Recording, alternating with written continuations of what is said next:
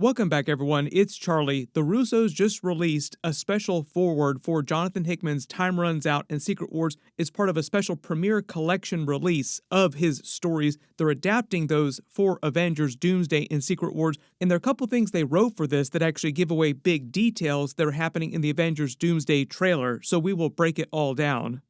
This is also one of the rare times where the people making the big Marvel movies actually give credit to the people that made the comics that they're adapting their movies from.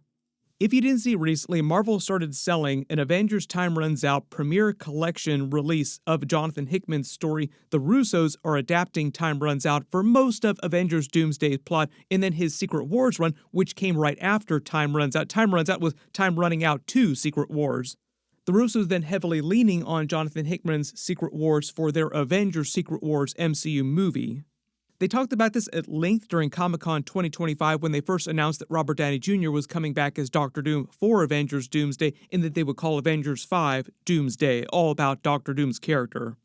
This is the special foreword that they wrote for that ties in with what they're doing during Avengers Doomsday. They said, "We grew up in Cleveland in an old ethnic neighborhood that felt like something out of a fairy tale. Our world was pretty small, but the comics we found didn't feel that way. We'd pick them up from drugstores and corner shops, sometimes out of order, sometimes years apart, and we'd read them until they were barely holding together. They were surprising and rich with ideas that gained more meaning as we got older, and they opened up worlds that felt bigger, stranger, and more honest than anything around us."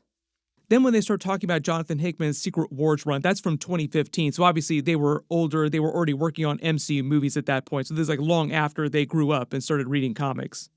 Secret Wars, the 2015 version, spoke to us in that same way. Jonathan Hickman created a story that felt enormous but also incredibly personal. It followed a universe pushed to the edge and asked a simple question that carried real weight. What remains when everything else falls apart?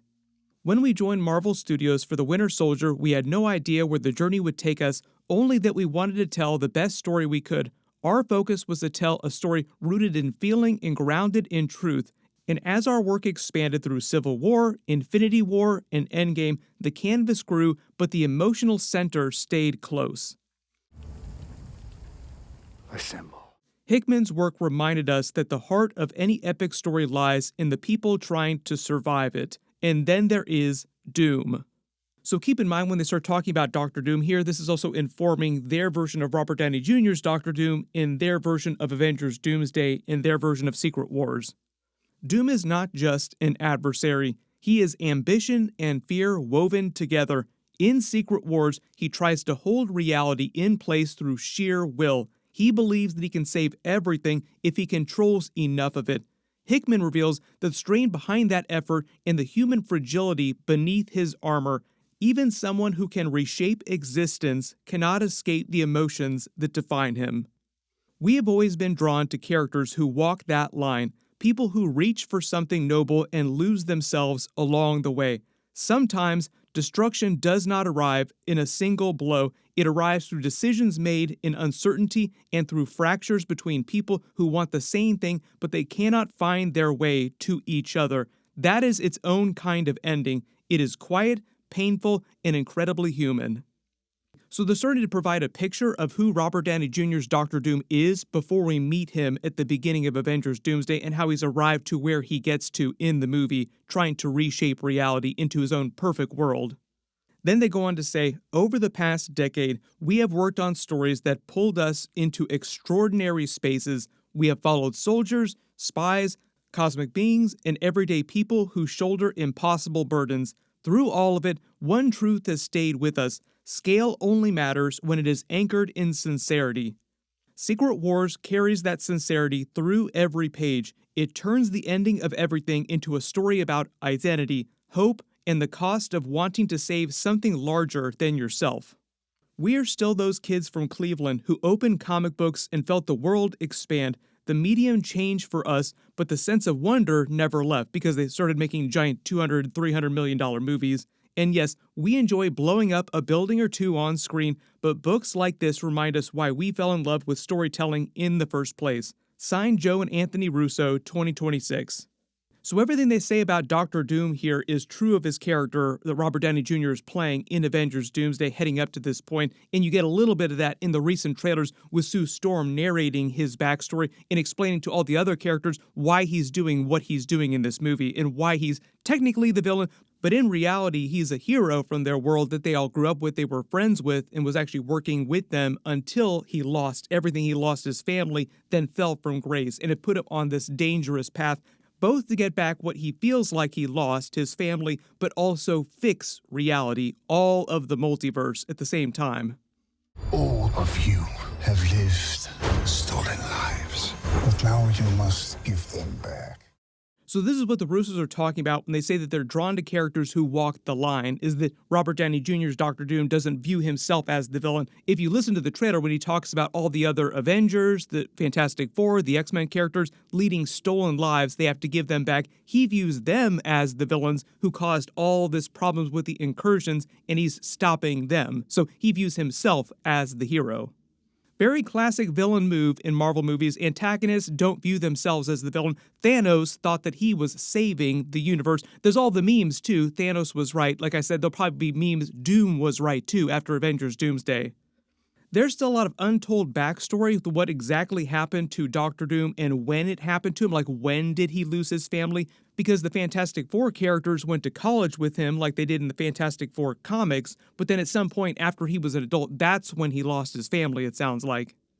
It sounds like they're changing a couple elements for that, just for the movie version, for Robert Downey Jr.'s version. In the comics, the way they explain that drive of his that takes him to very dark places is losing his mother to Mephisto. Mephisto steals her soul because she's Romani. She actually uses demonic power. So Mephisto is able to steal her soul, and Doctor Doom spends the rest of his life trying to acquire the power necessary to get it back. And the reason why he wears a metal mask is because he tried to enter Mephisto's domain, his alternate dimension, and Mephisto basically just blew up his face and sent him back to the regular dimension. So that was in college, and that was basically the point at which he turned into what you think of as a classic Doctor Doom, wearing the armor and the mask.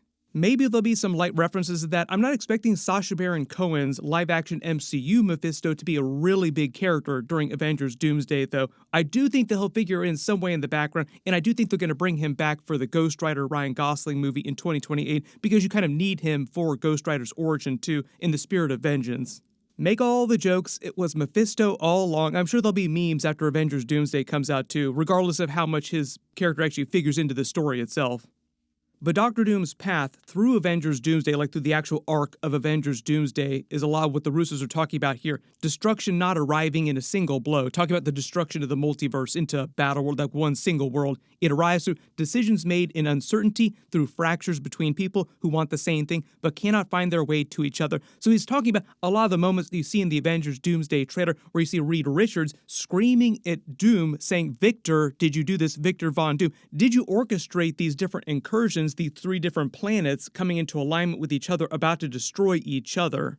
One of the other changes the Russos are making for the movie version of this, for their Time Runs Out movie in Doomsday, is just focusing on 3 different worlds getting ready to collide with each other. They're not the only 3 movies, or like the only incursion that we see during the movie, like the Tobey Maguire scenes I talked about at the opening scene in that previous video. I'll link that at the end of this. There's other stuff that we'll see throughout the movie.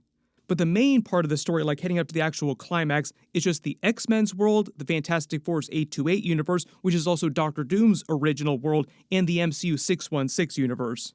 They died facing enemies and threats that scared me far less than this one. So the actual main part of the conflict of the movie happens when these 3 worlds start to move into proximity with each other, which is one of the reasons why Thor's Bifrost can actually take them between worlds. Like, he can actually use it to travel anywhere inside the main universe. He can't use it to travel across universes. So the whole reason why he's able to use it to send them to the X-Men's planet in Avengers Doomsday for their big battle and then fighting Doctor Doom is because it comes close enough in proximity that their atmospheres are almost touching. And it kind of seems like a lot of this perfect world, this version of Battleworld they're adapting from Jonathan Hickman's Secret Wars, is mostly made up of these 3 different worlds, with a couple of extra bits like Andrew Garfield's Amazing Spider-Man world, maybe what's left over from Tobey Maguire's Spider-Man's world in Wolverine, because Hugh Jackman and Tobey Maguire are both supposed to come back, but there's this big WTF moment in the opening scene of the movie that kind of makes you wonder what happens to their characters, so they have to bring them back somehow.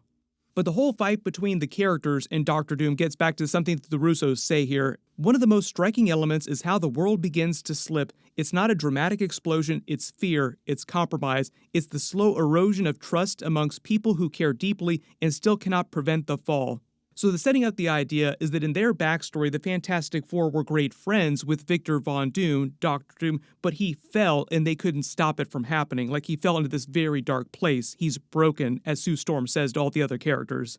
And even though the trailers frame him as a big heel turn moment where he turns against all the other characters and tries to spank them and become God Emperor Doom, creating Battle World, he thinks that he's saving everything, bringing everything and everyone back that he feels like he lost, and he believes that the other characters are responsible for it, even though that's not entirely the case.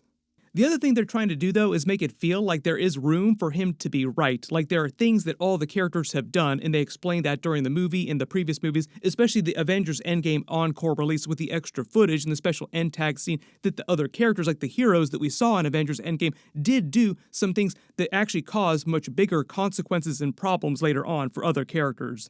Chiefly among them, Steve Rogers going back to live in the past with Peggy Carter, supposedly the post-credit scene for Avengers Endgame Encore leaked, and it's basically just another version of Loki showing up to his house with Peggy Carter and telling him, no, the TVA is about to show up and prune you out of this because you're creating a Nexus event by staying here having this baby with her. So my early theory, just based on the trailer footage, is that he takes them to the Fantastic Four's world, and the sun starts to grow up there, but then eventually the incursions start to happen, the events of Doomsday pick up, and Doctor Doom now blames Steve Rogers for all the stuff that has happened in his universe and the loss of his family.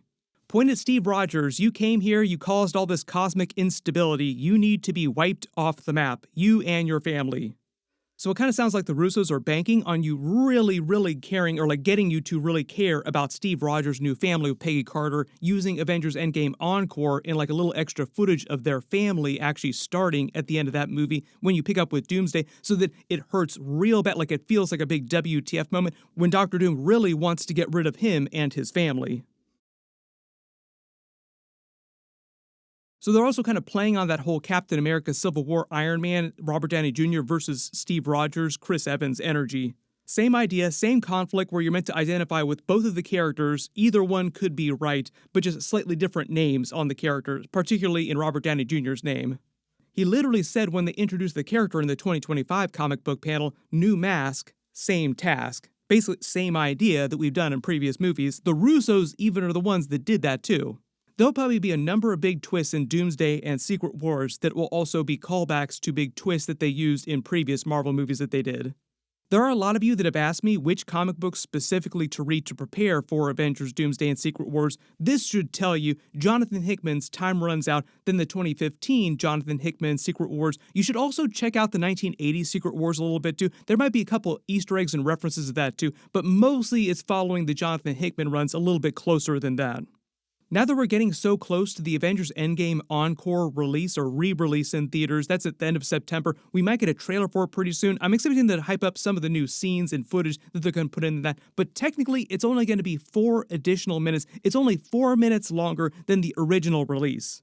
I don't know if all that new footage is going to be exclusive to theaters or if they'll release an additional extended edition Blu-ray home video release with all that stuff on it too, or on Disney+. It might just be for theaters.